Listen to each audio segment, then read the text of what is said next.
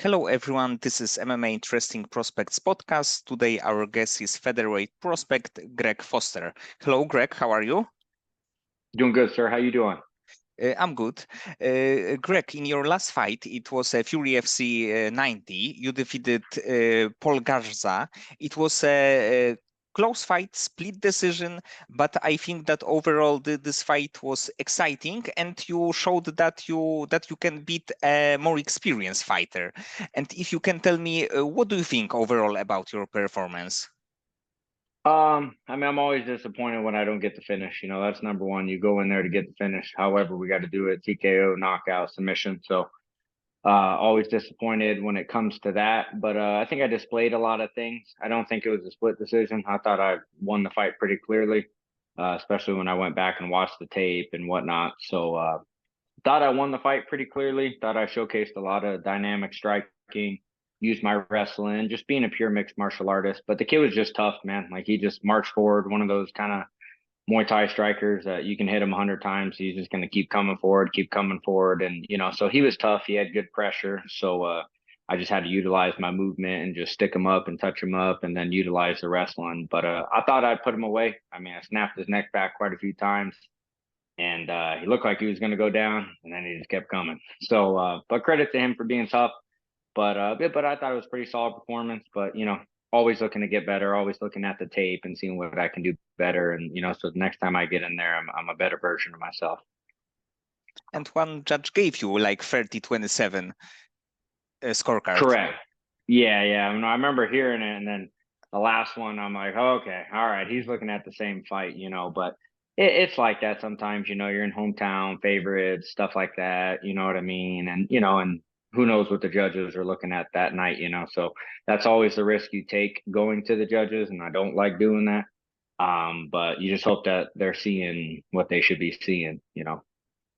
But sometimes even on the UFC level, there is a fight that like we know who won, and there is a split decision, and sometimes the third scorecard is 30-27, but the wrong guy won the fight. So it's like you just can't be like relying to the judges.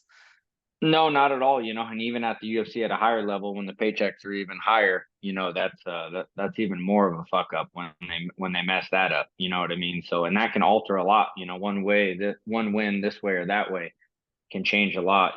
So it's unfortunate when it happens. Hopefully we can get the judging a little bit more dialed in, and I think just bringing in more experienced people, who really know the game, prior fighters, or just true sports enthusiasts, MMA enthusiasts, MMA analysis that actually understand the game and know what we're looking for. Because sometimes it's just too all over the place. I don't know what fight it was. If it was a UFC card a couple weekends ago, they actually pulled the judge because it was so. Oh, it was the Tuivasa fight. They pulled the judge because it was so bad, like that they gave him like one of the judges thought he was winning, and they just yanked him so he wouldn't fuck up any other fights that night. But like, man, we can't be having that. We got to have consistency because as a fighter too, man, like styles make fights, and then just sometimes, man, just how it goes. It's just the flow of the night and the flow of the fight. That shit, it's gonna go to a decision.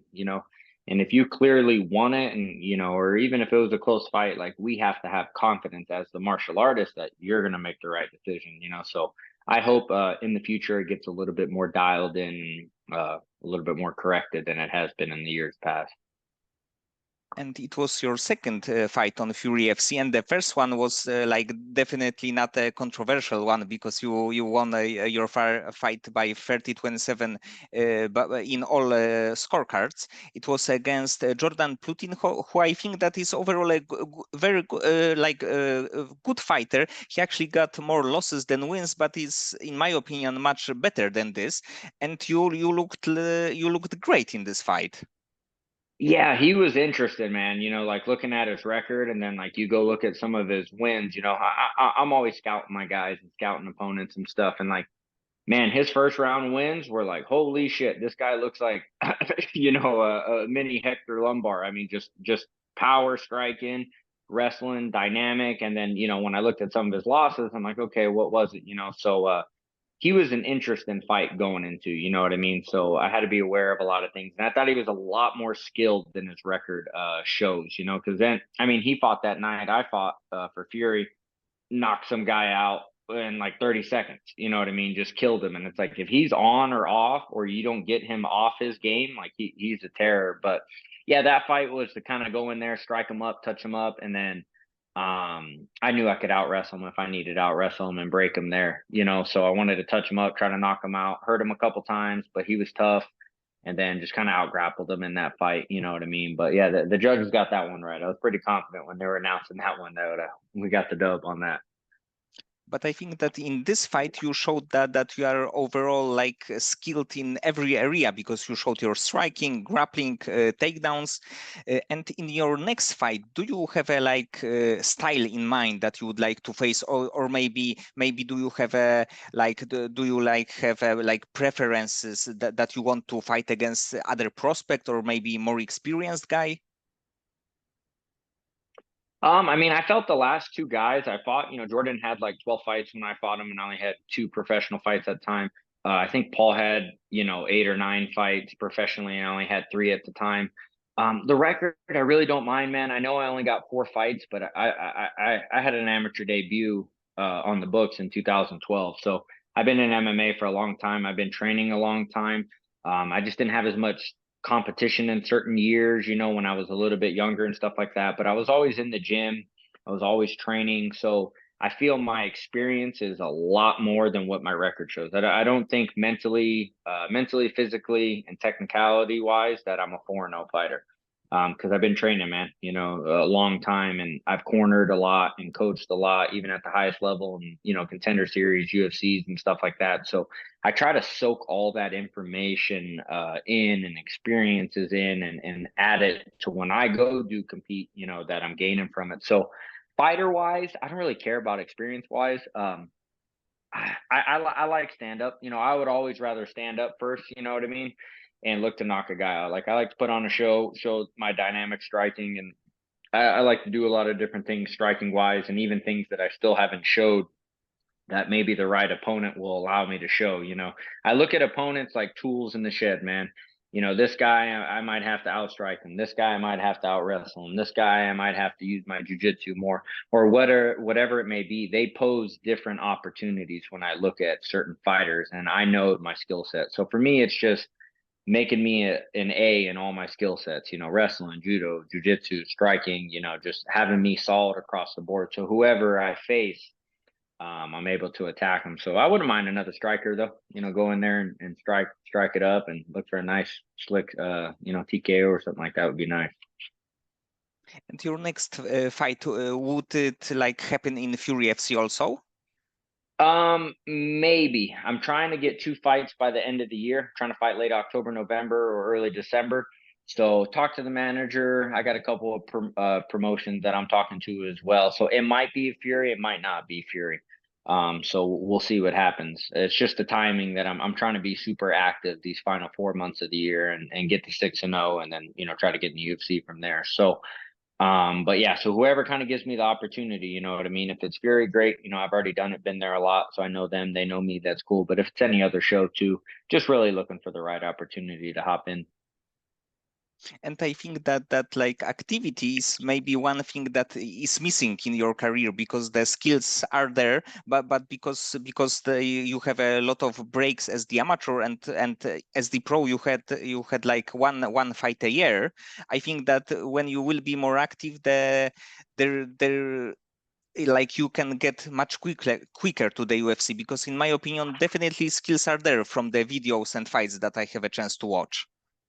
Oh, I appreciate it, sir. Yeah, as an amateur, you know, like I got into it, and I didn't really get into fighting to be like, oh, I'm trying to be the next UFC champion. My best friend, brother from another mother, was doing it. I got into it, liked it, kind of start fighting and stuff. Went amateur when I was like, you know, whatever, 19, 20, in 2012. And then, yeah, it was just those gaps, you know, that I had. And I was at a smaller gym down in Tucson, Arizona, and that's where like I pretty much grew up as a kid and stuff. And we had some good guys at times. Some guys were on the Ultimate Fighter, UFC, a couple Bellator guys, but we were a smaller group of guys training together. And I just didn't get, I just don't think I competed as much as I could have for whatever the reasons are. If I wasn't pushed enough or guided enough, or I wasn't pushing it enough, you know what I mean? So there was that lapse of time that just went by, but then I moved to the lab in 2019. I kind of, gave up the job, gave up the gym, gave up everything in Tucson.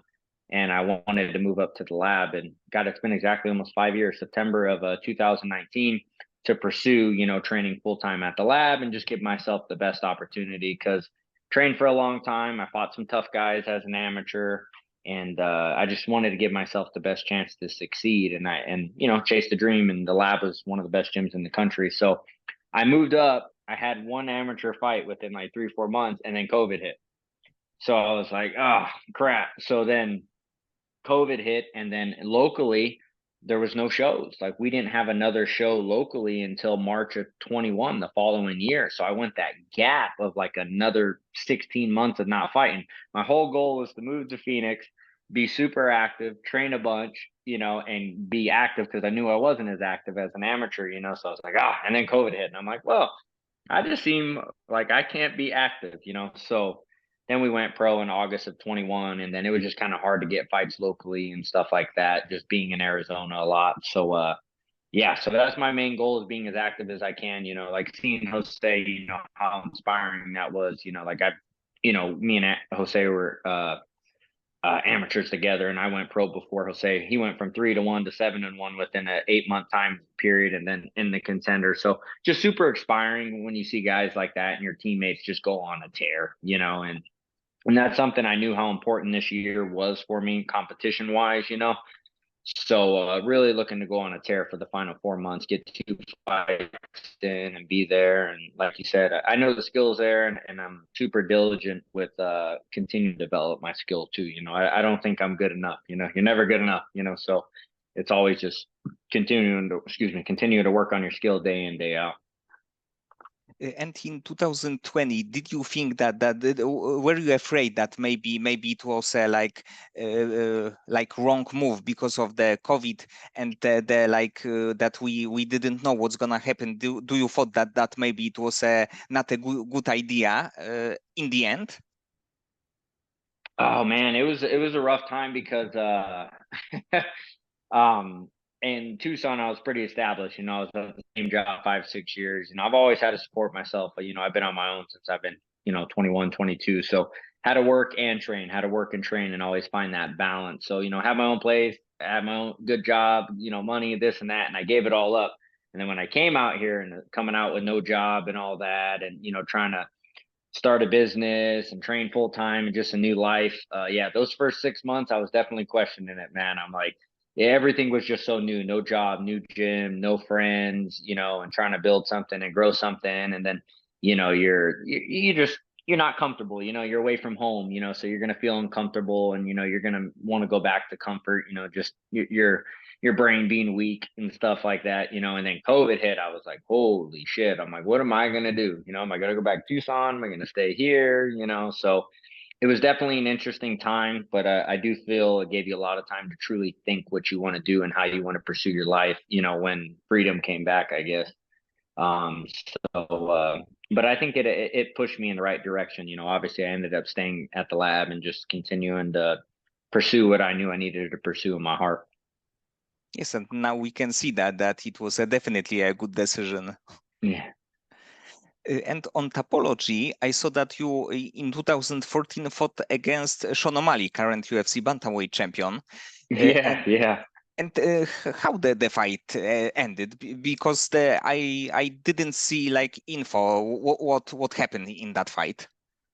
It went to a 3-round decision. So yeah, it went to a decision. Yeah, it was. It didn't show. That's right. It doesn't show up on Tapology. But yeah, so we went to a 3-round decision. Super close fight. That was like Sean's, I think, first fight when he moved to Arizona. So I was training for a couple years and stuff like that at the time. And then I think Sean just moved out here, and he already had like 10, 11 fights back in Montana and stuff before he moved to Arizona. I had one amateur on the book, but I knew I was training for a while and I was pretty experienced. So I was like, fuck it, let's go fight this guy, So, and he was, super good dynamic striker like he is now and stuff. So, but yeah, I tried to go in there and be a mixed martial artist and strike with him and wrestle with him. And I thought it was a pretty close fight. A lot of people said it could have went either way. But that night he won it that night. So, but yeah, it was cool fighting him and and watching his journey after and seeing where he's at. And we've trained together now. Like he's popped into the lab. I've went over to his gym, him and Tim, and I've trained with him and stuff like that. And so it's definitely been inspiring seeing me fight him as an amateur and watching his career blossom and just knowing that, I didn't get smoked by that guy by any means, you know what I mean? And we were amateurs and he's a lot different fighter now and I'm a lot different fighter now. But even in that time, he was on a tear, so definitely been inspiring to see his career and whatnot. And I'm thankful that we were able to share the cage back then. And in your last fight, you fought in catchweight bout. It was 150, if I'm correct. Correct. And do you think that you ever will fight in lightweight division? Because I believe that you are quite big as the featherweight. Yeah, as an amateur, when I was younger, so my body wasn't as developed. I fought at 35. Sean was the last time I fought at 35, and I was like, yeah, we're not doing that again. And just got a little bit older, so I fought at 55 as an amateur, and I've done like boxing tournaments, Muay Thai tournaments, and a bunch of other things where I've fought at various weight classes and cut weight to different weights. And I like 55. Like, right now I'm a little bit thicker. My frame wants to be thicker. Like I can walk around pretty heavy. And I'm just super disciplined with my nutrition and things like that allow me to walk around 20 to 25 pounds out. So when it comes to cutting the weight, my training camp, I'm not, but I can easily get 180, 185 pounds, no problem, by eating good, but just eating more portions and stacking up on the carbs. For the UFC, though, I don't think I'd want to fight at 55. That's the only thing. When you see some of these 55ers, they're walking around 200, 205 and just monsters. I think I could, like, even now, right now, these next 2 or 3 fights, I'd take a fight at 55 if it was the right fight. But I just think UFC, like, I'm a world class 45er. I got a big frame. I could still put on size, I could lift more, do more strength conditioning and things like that. So I think I'm a world class 45er. 55, some of those boys are pretty damn big. Yes, sometimes the weight cutting is crazy, and the fighters who are like in one lightweight division, they are fighting in lightweight. They should be a little bit smaller guys, but they are just they could fight probably even in the middleweight division. Yeah, and that's one thing I've learned, man, over the years. Like I ate like shit when I was a kid, didn't know anything about cutting weight and, did it all wrong and don't know how I did it. So I'm very big into nutrition and just living a healthy lifestyle just for longevity of life in general, but also with my training. So like I said, I try to be diligent on keeping my weight lower when I'm training year round and, I'm out of camp. I try to, stay within that 20 to 25 range, eat clean throughout the week, maybe on a Saturday, Sunday, have a couple of good meals, enjoy myself, but then get right back on track. So I don't enjoy cutting 30, 35 pounds. It's a nightmare. And it's just not good, man, when your whole camp is focused on losing weight. You're in a calorie deficit the whole time. Your training takes a sacrifice. You're not as energy. You don't have as much energy. You're in a bad mood. Excuse me. And then if you're cutting a shitload of water weight, man, you don't do it right and you don't rehydrate right, takes your chin, it's not good on your brain. So for me as a lifestyle, I rather just commit to walking around about 2025 and then, I'm able to take shorter notice fights. I'm able, to cut the weight in a more healthy manner and still enjoy life where I'm able to eat. And right now you are of course like training in the MMA lab, and this is one of the best gyms for many years. That they have many great fighters, and of course like a few weeks ago Jose Delgado won a UFC contract. But Yeah.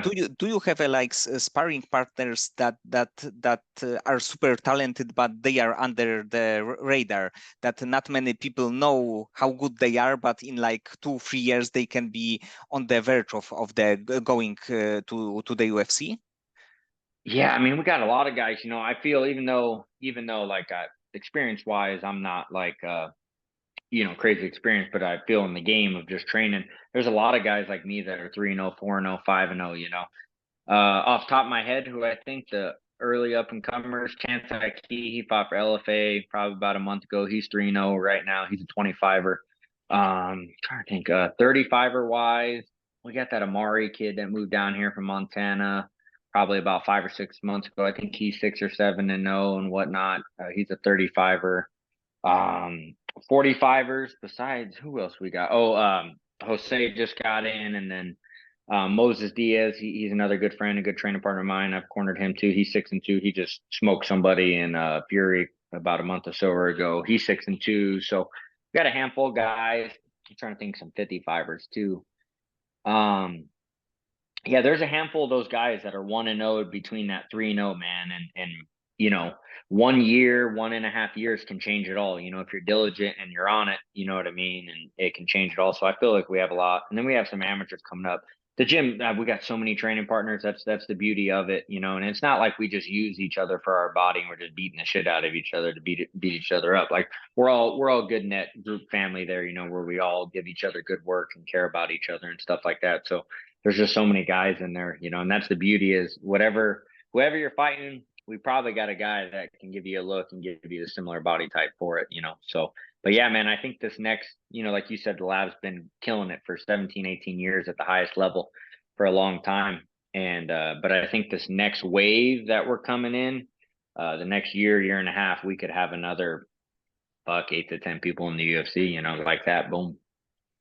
And I think that also from like fans' perspective is cool to watch a fighter at the beginning stage of their career when they are amateurs or like early as the pro fighters, because you can see the like improvement in like all areas of the game. And when they get to the UFC, you are like fans fans of these fighters for a few years. So it's like cool to see the growth and improvement that they made for many years.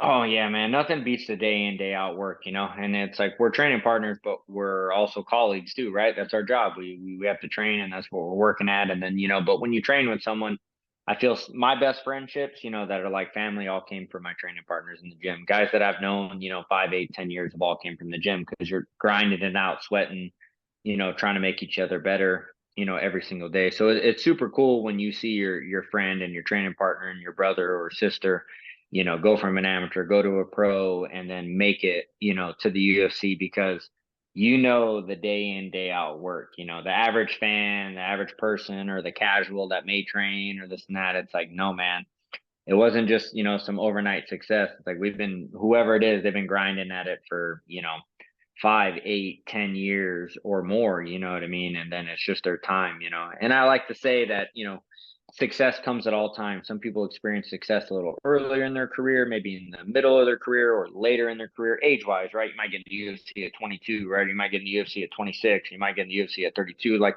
there's all different, you know, times that success comes, you know. So it's always great to see a teammate, you know, become successful because you've watched it day in, day out, you know. So I'm always a big fan. I'm not a hater.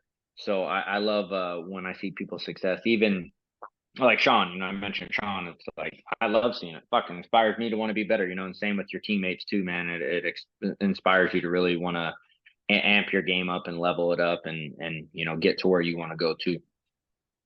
And this game sometimes is also a surprising one because you can get like a call from the UFC or big organization in just 2 or 3 weeks, even with the Jose, what happened like in 10 days notice, I believe.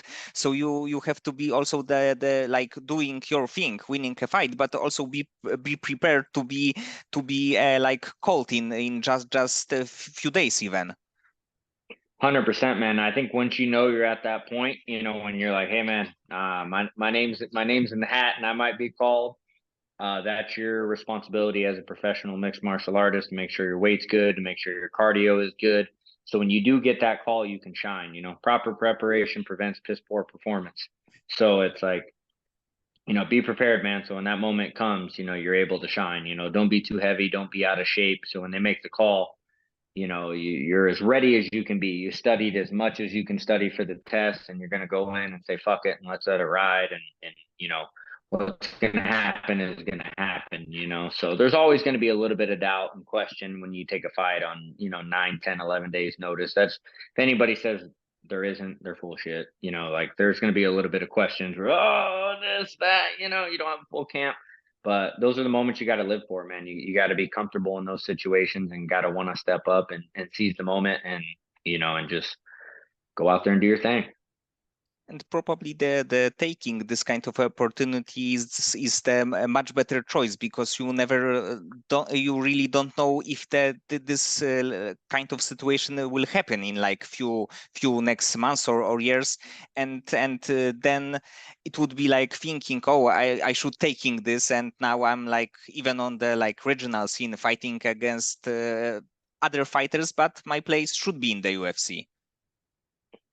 I mean, 100%. Tomorrow's never promised, right? I mean, we're not promised tomorrow in general in life, So when an opportunity like that comes, it's like, hey, man, I probably should step up to the plate. And you just got to believe, man, that something good's going to happen from it. You see Dana Time Contender Series, there's no rhyme or reason who he signs. Younger, older, a win, a loss, a draw. Like, there's no rhyme or reason, man.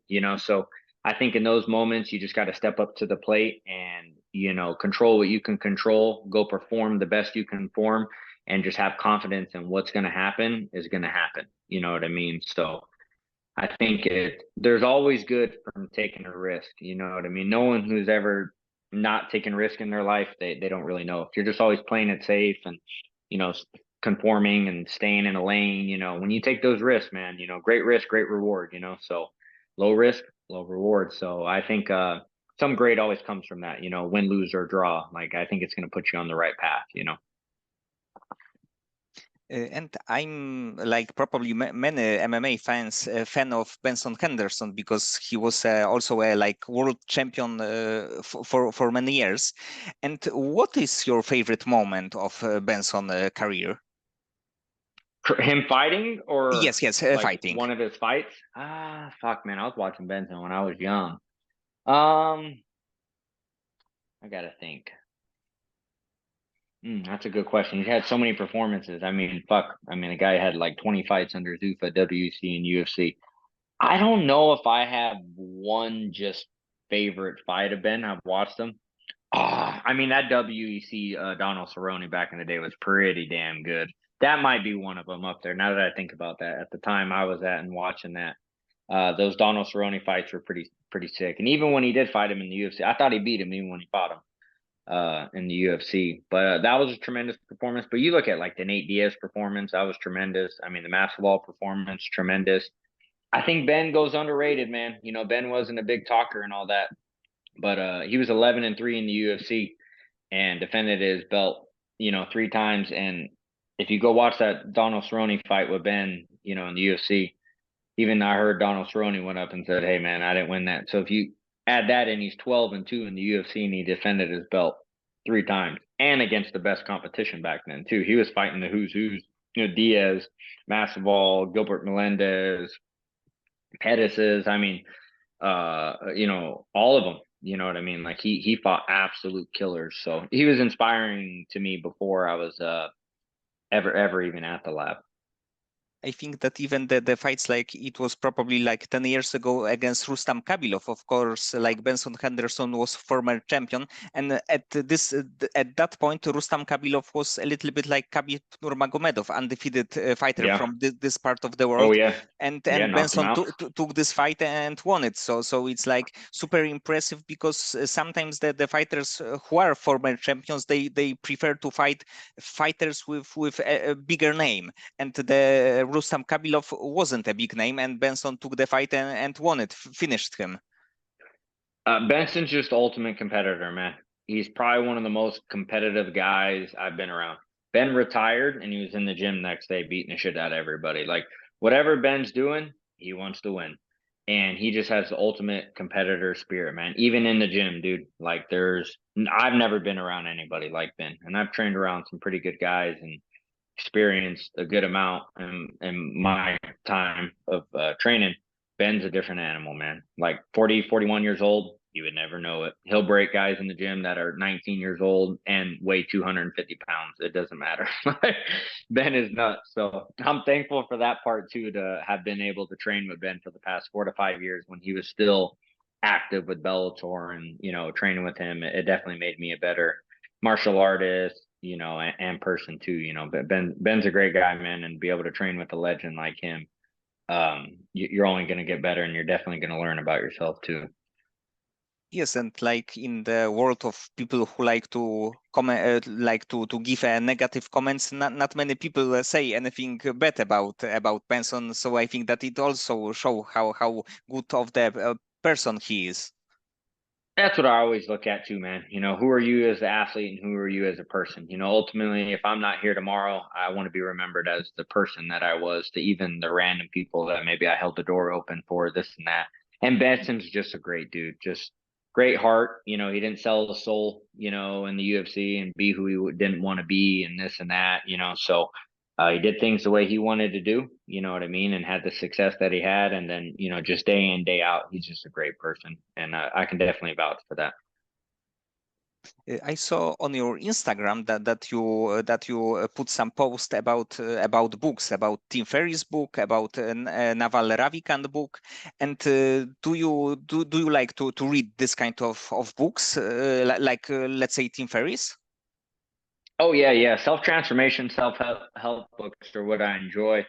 That's probably my main thing that attracts me the most. I went to college and stuff, and it was a lot of medical and firefighting shit like that, and I didn't dig it. So I stopped reading. I just thought I wasn't a reader. And then I seen other, athletes and stuff reading like performance books and self-transformation books. So yeah, I love those type of books, man. Anything that makes me a better person, a better athlete, a better whatever you want to say. I have a personal training business, so I'm teaching people stuff. So a better coach and stuff like that. I love those books. Those interest me, like I'm always trying to become better and apply it, as well. So I'm reading Atomic Habits right now, and that's pretty good too so far. But yeah, I loved him. Tools of Titan was good. 4 Hour Work Week was good.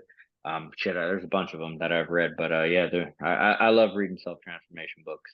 What about you? What do you like to read? I see the bookcase back there. Yes, I actually read the like Tool of Titans. It also was wrote by Tim Ferriss, the 4 Hour Week. It was probably one Mm-hmm. of the best books because it's kind right now it's kind of old book because it's like Yeah, almost yeah. like 18 It's years funny old. how he tells you like, oh, your emails, this and that, and it's a little outdated though. You're like, Yes. whoa, like we got emails, we got this now. Yes, but even when I like read it like 10 years ago, I have some like rules from the book in my head, so it Oh yeah, it means that yeah. it is a good book. Yeah. How long did Tools of Titan get you through? I know it took me about 2 years. Yes, because this is this kind of book that you don't need to read like whole thing like in just Yeah, two yeah. or 3 weeks, but you can uh, like do it part by part. So less than 2 years, but it was definitely like 6 months or something around this. Fuck, because it was like 600 or 700 pages, Tools of Titans, right? Yeah, it was Yes, pretty it thick. was. Yes, definitely That big book. that one was favorite. I loved how that was one of my favorite, just how short it was and the messages, and then the 4 Hour Work Week just got you thinking, in a totally different way that, I feel as an entrepreneur, if you're not aware of those things, you're just not aware. And it really got me thinking in different ways. And that's why I love self-transformation books, man. Cause like, I don't know, maybe me, I'm not the smartest, but like you're not gonna take everything from the book. But if you can take 2 or 3 concepts, 4 concepts that truly stick with you in your life, like to me that's a win when you're reading, man. Okay, Greg. So many thanks for the conversation. I hope that you will get two bouts and two wins this year, and maybe next year we can see you in the contender series, winning the contract, of course. Yeah, contender series, short notice, whatever it may be, whatever the cards are, we'll be ready and we'll step up and we'll go from there.